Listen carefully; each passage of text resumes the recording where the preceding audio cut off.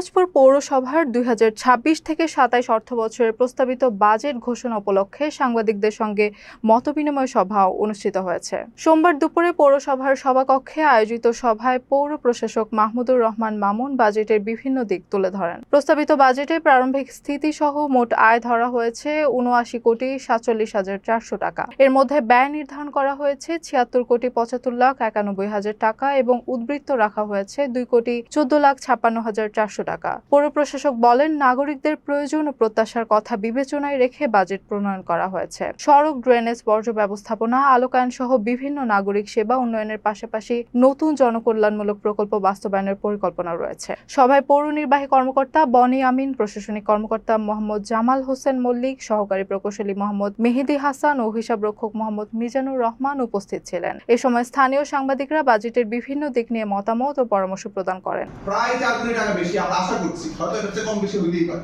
এটা আমরা স্ল্যাব উঠাইছে, কোন ড্রেনের স্ল্যাব উঠাইছে। হ্যাঁ, রাস্তা পরিষ্কার হয় পুরাই।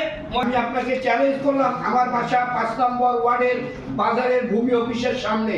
আমি অন্তত দিনের একটা বড় অংশ বাজার রোডে কাটাই। ড্রেন, বাজার রোডে ড্রেন, প্রাইভেট আমি সরকার আছে, ক্লাব রোডে ড্রেন, কোন ড্রেনে যে এই জায়গা